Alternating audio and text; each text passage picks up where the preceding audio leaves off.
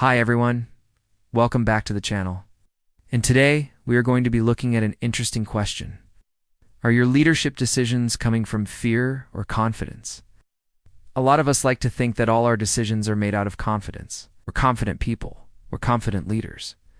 However, sometimes when we look around, we notice that some of those decisions may have been driven by fear. I wanted to share with you this article that was written by Harvard Business Review. It's titled, When Leaders Make Decisions Out of Fear. The author is Andy Molinsky, who is a lecturer at Harvard Business School and a senior fellow at the Center for Public Leadership at Harvard Kennedy School. He also directs the MBA elective on leadership, which I think is such an important subject. He co-teaches the required first-year course on managing people and organizations. He has written extensively on leadership and courage. His recent work focuses on how leaders balance the demands of the job with the realities of human nature. He's worked with hundreds of nonprofit and business leaders around the world. So let's take a look at this article. So the author starts off by saying that being a leader isn't easy, especially right now. In fact, he says it's one of the toughest jobs in the world, which I agree with. You have to make tough calls about strategy, operations, and people with incomplete information. Every choice comes with risks and trade-offs, and every decision carries the potential for failure. And he goes on to say that while some leaders seem almost preternaturally gifted at handling these challenges with aplomb, most of us feel like we are winging it. And then he goes on to share something that really surprised me, and it was the research that was done by Herminia Ibarra and her colleagues. She basically asked a group of senior executives, "How did you get your job?" And most of them answered questions related to skills and experience. Things like, "I have the right skills for the job. I have the relevant experience. I know what it takes to be successful." But then they asked the same question to a group of lower-level employees. They got very different responses. People said, "I am doing the best I can given my circumstances. I try to do a good job and hope I get noticed. I put my head down and I worked hard and eventually it paid off. There was nothing about the skills and experience." Why does this happen? Well, according to the author, the answer is fear. The higher you climb on the corporate ladder, the more pressure you face from all sides. From the top, shareholders and board members demand ever greater returns. From below, high potential employees expect challenging assignments and opportunities to learn. From within, you need to manage competing demands for your time and energy. All of this creates a tremendous amount of pressure. And if you don't feel like you're in control of the situation, you'll probably feel scared. This is why many leaders make decisions that maximize short-term gains rather than long-term success. Short-term usually means safer, so you end up not taking risks, playing it safe. And this is where confidence comes in. The author says that confidence enables you to take bold, decisive action without worrying about what might go wrong.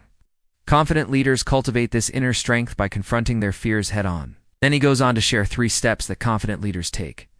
The first step is to clarify your values. It says that everyday leaders are faced with situations that challenge their values.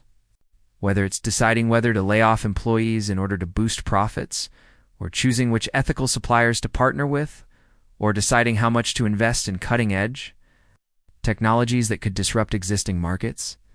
These are all situations where your core values are challenged, and you have to make a stand for what you believe in. And when you face these moments, he says that you shouldn't ask yourself, "What do I want to do?" Instead, you should ask yourself, "What do I need to do? What do I have to do? What do I must do in order to stay true to myself?" Second, set clear goals that are meaningful for you. Knowing your personal values helps you figure out what you want to accomplish, but you need to translate that into concrete goals. For example, you might value creativity and autonomy. That means nothing if you do and channel it into specific goals like increasing employee engagement or empowering team members to make decisions. Having clear, specific goals that are aligned with your values gives you direction. It allows you to assess progress and celebrate wins along the way. So set goals for yourself. And third, build a supportive network. According to the author, having a supportive network is key to building confidence. You see, leadership can be lonely. Many leaders struggle with feelings of isolation and doubt, especially during challenging times. That's why it's crucial to have a network of people you can rely on for support. These could be mentors, coaches, friends, family members, or even other leaders who understand what you're going through. It can provide objective advice, emotional support, and practical help. And then the author wraps it up by saying that developing confidence doesn't mean you woe and experience fear.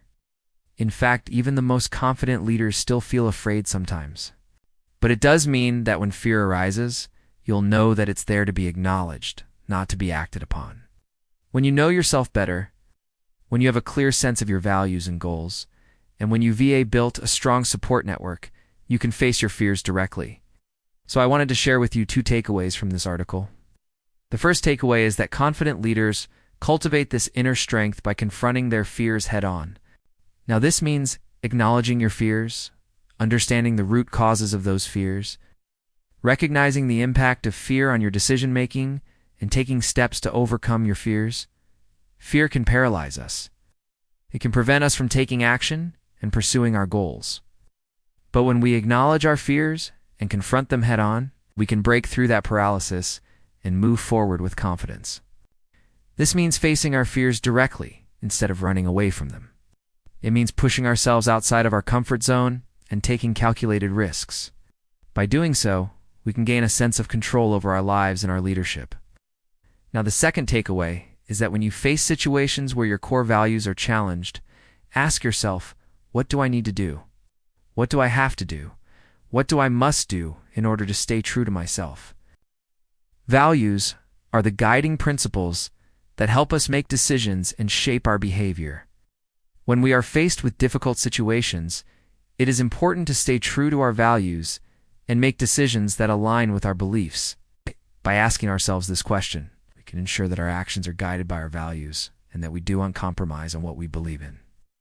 It is a simple yet powerful way to navigate challenging situations and maintain our integrity as leaders. So I would love to hear from you. Are your leadership decisions coming from fear or from confidence? Leave your thoughts in the comments below. And if you liked this video, please give it a thumbs up. Subscribe and share with friends and colleagues. Thank you for watching. I appreciate your support, and I will see you next time.